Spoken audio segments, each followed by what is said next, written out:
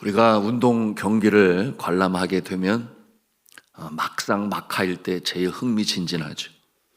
그런데 한편이 일방적으로 당하게 되면 응원하는 우리의 마음이 어느 편으로 기울 것 같습니까? 승리하는 쪽일까요? 당하는 쪽일까요? 저는 이렇게 볼 때 그런 생각이 들더라고요. 한 골이라도 좀 만회했으면 좋겠다. 한 점이라도 좀 추가해서 창피를 당하지 않았으면 좋겠다. 뭐 이런 생각으로 약한 자의 편에 서게 되는데, 여러분, 이와 같은 모습은 우리 사람을 창조하신 하나님 아버지, 그분의 성정이기도 합니다. 공평하기를 바라시는 거예요. 한쪽으로 치우치는 것보다 균형을 갖추는 모습, 그때 마음에 평안이 있는 것입니다. 이 마음은 말씀드린 것처럼 하나님께서 우리에게 주신 속성이다. 왜냐하면 하나님의 형상을 따라, 성품을 따라 우리 인생을 지었기 때문이시죠. 그러므로 우리 심성에 그런 마음이 배어 있어요. 예를 들어서 우리의 자녀들 있는데 10손가락 깨물어 안 아픈 손가락 없다고. 그게 무슨 뜻이겠습니까? 여러분, 자녀를 바라볼 때 그와 같은 마음을 갖는다는 거죠. 그러므로 잘나고 똑똑한 자녀를 보면 기쁨으로 사랑하게 되고, 그러나 또 한편 상대적으로 좀 못나고 부족하고 연약하여 심성적으로 약하거나 체력적으로 떨어지면, 여러분, 그 부모의 마음이 편합니까? 편하지 아니에요. 오히려 그 연약한 자에게 마음이 더 쏠리고 더 마음이 가고 기도하는 것이 부모의 마음인 것처럼, 여러분, 하나님께서는 이 세상을 바라보실 때 누구는 잘나고 똑똑하고 부자가 되고 명성을 얻지만, 그러나 어떠한 자들은 그러지 못할 때 하나님의 마음이 어떠하시겠느냐라는 것입니다. 여러분, 하나님께서는 그와 같은 모습을 보시면서 마음 아파하시죠. 그러므로 잘난 자녀를 보면 기쁨으로 사랑하고 못난 자녀를 보면 아픔으로 사랑하는 것처럼, 우리 하나님께서는 그와 같은 모습 일어서기를 바라시고, 또한 그와 같은 모습이 똑바로 서기를 바라시는데, 오늘 말씀을 통해서 우리에게 아버지의 그 마음을 보여주시는 것입니다. 그 이유가 있지 않겠어요? 왜냐하면 모든 생명은 하나님께서 창조하셨다. 모든 생명의 소유주는 하나님 아버지시다. 그 모습이 조금 잘나고 조금 못나도 하나님께서 그 생명으로 창조하셨으니 마치 부모의 마음처럼 그를 바라보는 아버지의 마음은 다를 바가 없다라는 것이죠. 자, 그런데 하나님의 마음을 헤아리지 아니하고 자신의 욕심을 채우기 위하여 반대로 행하는 자들의 모습이 있다라는 것입니다. 악한 세상이죠. 죄로 인하여 그와 같은 모습이 된 것입니다. 자신에게 주어진 힘과 이 권력을 공평하고 선하게 사용하는 것이 아니라 칼처럼 휘두르는 모습들 있습니다. 그들 중에 한 직책이 있으니 권세를 가지고 있는 모습이에요. 오늘 말씀에 재판관으로 대표적인 모습을 우리에게 보여주고 있습니다. 법을 사용하되 자신에게 금전적으로 유익을 끼칠 자와 그러지 못할 자를 차별하는 거예요. 하나님은 그와 같은 자들을 악한 자라고 그렇게 책망하십니다. 어떻게 하시겠다는 거예요? 말씀해 보니 하나님께서 친히 그들을 재판하시겠다. 본문 말씀 1절 같이 읽도록 하겠습니다. 시작. 하나님은 신들의 모임 가운데 서시며 하나님은 그들 가운데서 재판하시느니라. 이 구절에 등장하는 이 신들은 실제 신들이 아니라 그 재판의 권력이 자신들에게 있으니 마치 자신들이 신적인 존재처럼 그렇게 여기는 자들이에요. 그러니 그 교만이 하늘을 찌르는 모습입니다. 그러니 그들은 하늘의 상전이 계심을 알지 못해요. 그들은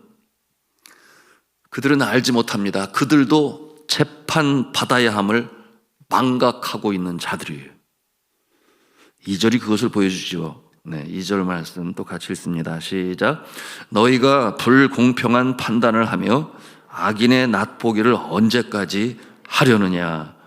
그 뒤에 셀라가 이렇게 쓰여져 있는데, 여러분, 셀라는 시편에 자주 등장하죠.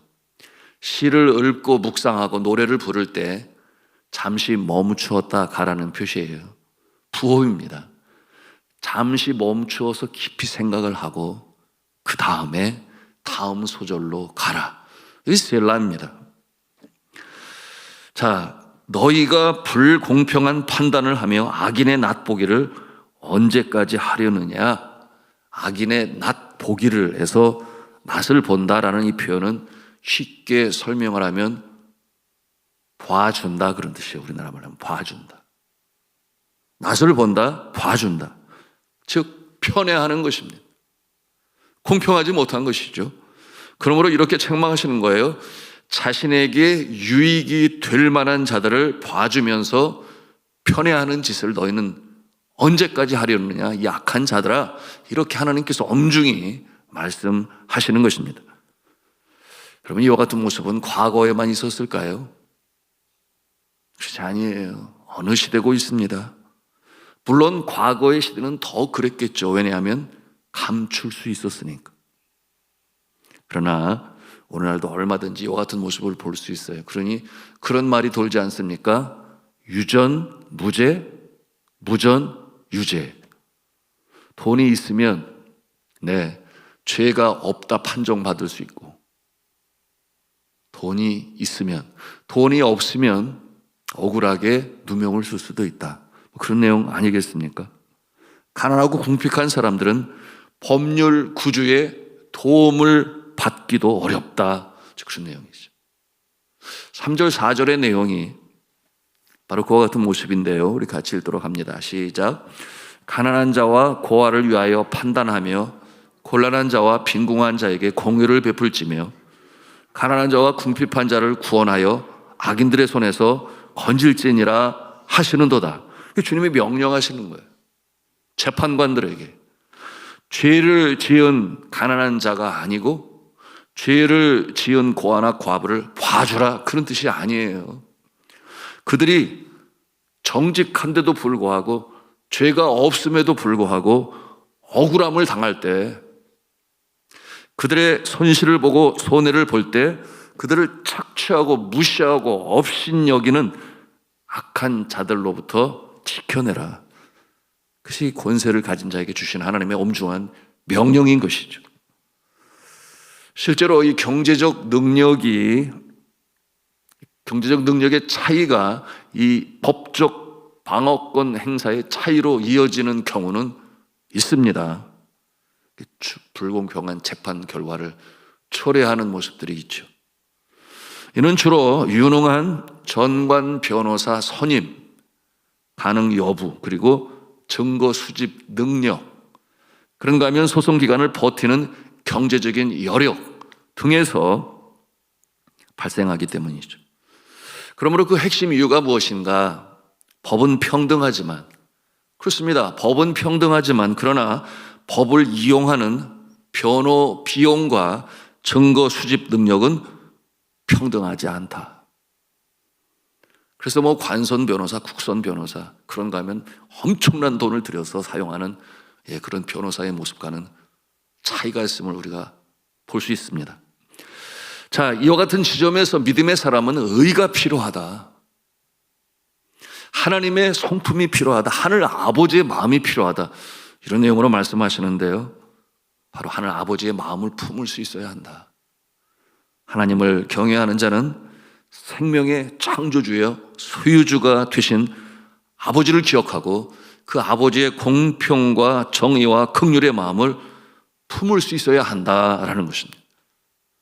오늘 3절에 소개되는 이 가난한 자, 고아와 곤궁한 자와 빈궁한 자, 곤란한 자, 이와 같은 모습은 사회에서 자칫 불이익을 당할 수밖에 없는 힘없는 자들이죠. 힘없는 자들을 향한 긍휼의 마음을 가져라. 그러면 어떻게 하신다는 것이며 만약에 안 그러면 어떻게 하신다는 겁니까? 오늘 말씀에는 그렇게 안 하면 이렇게 하시겠다, 이와 같은 내용으로 엄중히 말씀하시죠. 1절에 있는 말씀처럼 하나님께서 그 불공평한 권세자들, 재판관들을 친히 재판하시겠다. 그리고 그들은 스스로 깨달아야 할 것이 있으니, 이제 7절과 8절에 있는 말씀인데요, 우리 같이 읽도록 합니다. 시작. 내가 말하기를 너희는 신들이며 다 지존자의 아들들이라 하였으나 그러나 너희는 사람처럼 죽으며 고관에 하나같이 넘어지리로다. 하나님께서 친히 손 보시겠다라고 하는 거죠. 그만하고 떠나라. 생명을 부르실 때 도망갈 재간이 없다. 그런가 하면 엄중히 말씀하시죠. 고관에 하나같이 넘어지리로다. 이게 뭐예요? 세인들에게 창피를 당하고 수모와 수치와 모멸로 인하여 슬피 울 날이 오게 될 것이다. 이 같은 경고의 말씀으로 주시는 것입니다. 그러므로 하나님 아버지의 마음을 품어라. 가진 것으로 차별하라고 하지 말고 본의 아니게 삶이 곤궁한 자들, 그들이 있거든 긍휼히 여겨라. 그 대표적인 모습으로 우리는 성경에서 고아, 가부와 그리고 나그네, 이와 같은 모습으로 표현하죠.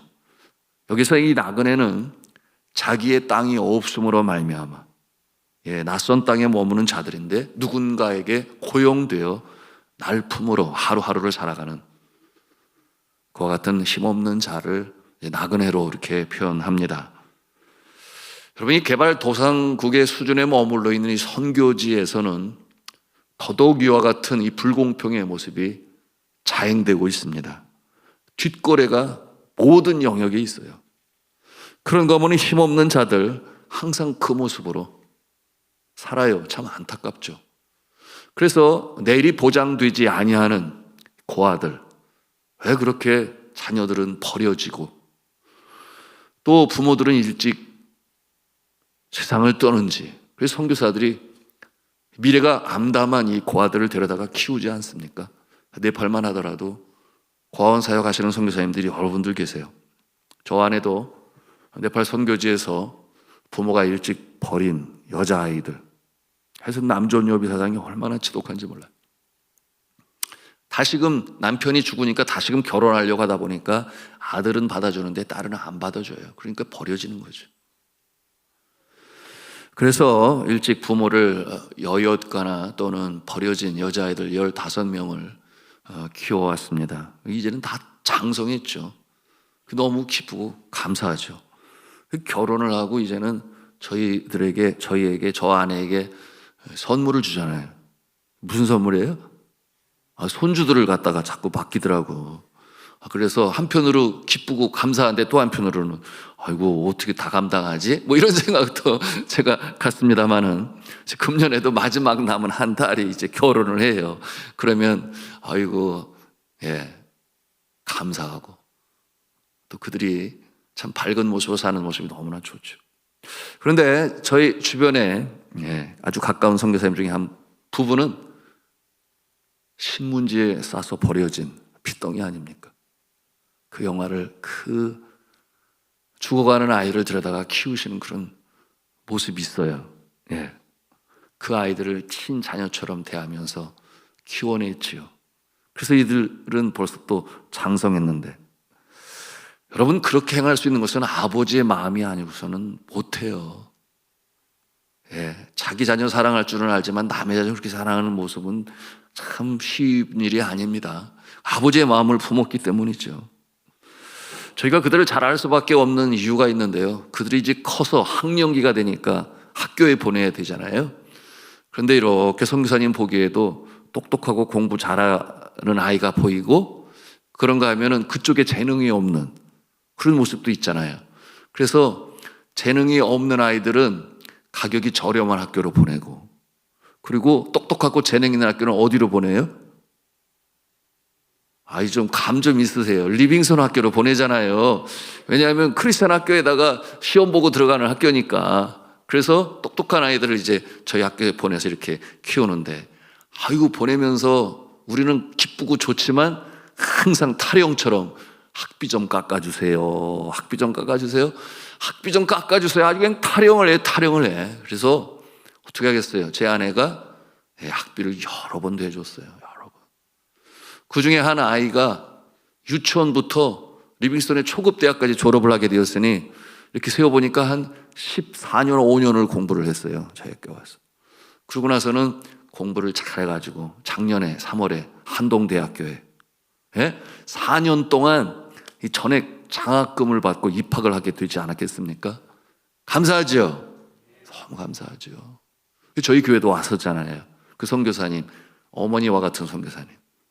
또 우리 성도 중에 한 분이 입학식 때 입으라고 양복을 좀 사줬으면 좋겠다 그래가지고 지원을 하셔가지고 그 이삭이하고 그리고 그 어머니 같은 선교사님, 그리고 저 아내가 여기 가산 디지털 아울렛 있잖아요. 한 벌 사주는 것보다 여러 벌 사주는 게 더 좋겠다. 거기 가면 좀 저렴하거든요. 그래서 사주는 기쁨을 누릴 수 있었습니다. 지금도 한동대학교에서 공부 잘하고 있어요. 너무 감사하죠. 여러분, 우리 하늘 아버지는 똑똑하고 잘난 자녀는 기쁨으로 사랑하시고, 앞서 말씀을 드린 것처럼 좀 부족하고 못난 이와 같은 모습은 아파하시며 사랑하십니다. 우리가 바로 그와 같은 모습으로 우리 이웃들을 볼 수 있어야 되는데요. 여러분은 하나님 앞에서 잘난 자녀예요? 아니면 못난 자식이에요? 꼭 잘난 자녀가 되시기를 간절히 축복합니다. 기쁨이 되시고, 그런가 하면 이 못난 자녀 우리 곁에 있다면 하늘 아버지가 그 영혼의 창조주가 되시니 그를 사랑하고 격려하고 형제 자매와 같은 모습으로 도우며 사랑할 수 있어야 하겠습니다. 오늘 주시는 말씀의 내용이에요. 자, 이 새벽에도 기도하실 때 우리가 하나님, 나의 굳은 마음을 부드럽게 기경하여 주시옵소서. 나의 메마른 심령, 성령의 단비를 내려주셔서 우리의 마음이 촉촉한 마음으로 살게 하셔서 뿌려진 말씀의 씨앗이 발하고 싹으로 그리고 꽃으로 피어나게 하여 주옵소서. 우리 심령이 그와 같은 모습 되게 하여 주옵소서. 그러므로 오늘 주신 말씀, 하늘 아버지의 마음을 품어 주의 사랑으로 대하는, 그러므로 주님의 기쁨이 되는, 주님 기뻐하시는 자녀가 다 되시기를 주님의 이름으로 축원합니다.